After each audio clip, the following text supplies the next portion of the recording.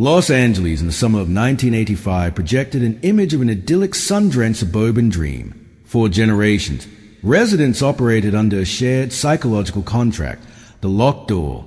It is a deep-seated belief that a physical barrier seals off external dangers, turning a house into a sanctuary. That security fractured with a series of quiet early morning intrusions. A predator slipped through open windows and unlocked sliding doors in the dead of night. What started as simple burglaries escalated into horrific violence.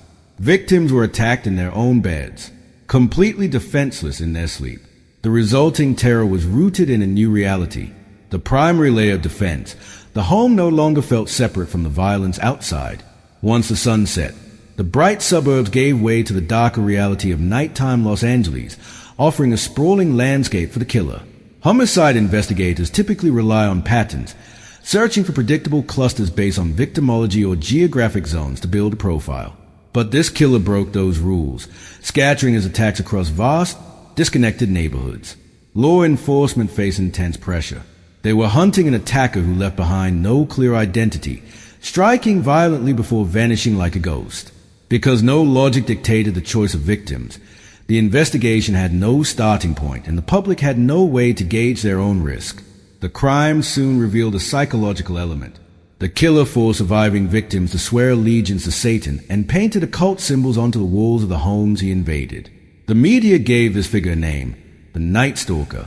That moniker amplified the public sphere, elevating the criminal into something that felt like a supernatural threat. In response, the behavior of the city shifted. Citizens purchased firearms, extra locks, and security systems to defend their families. As this neighborhood watch sign illustrates, residents organized nighttime patrols, working to rebuild a perimeter of safety around their communities. The panic effectively ended the casual safety of the evening, turning residential streets into a series of barricaded strongholds.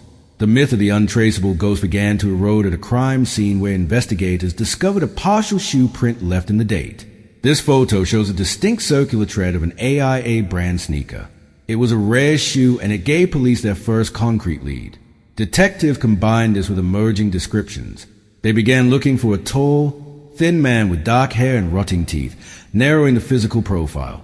Soon after, a stolen vehicle linked to the crimes was recovered, and inside investigators discovered a single fingerprint.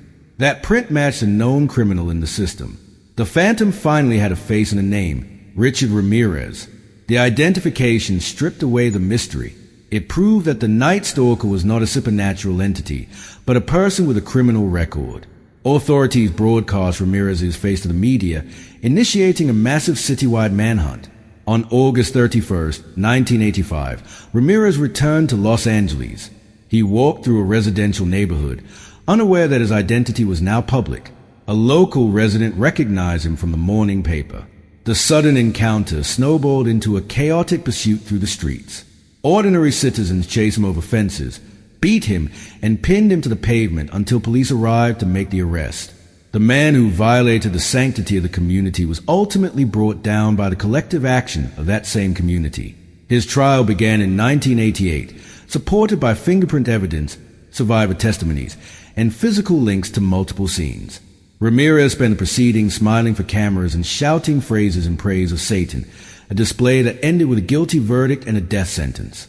After decades of legal appeals, he died of natural causes in a prison hospital in 2013. Before 1985, leaving a window open on a warm summer night was a common habit. After Ramirez, that assumption of safety was replaced by a lasting caution. The case remains a definitive break in California's history. The moment the locked door ceased to be a casual choice and became a necessity.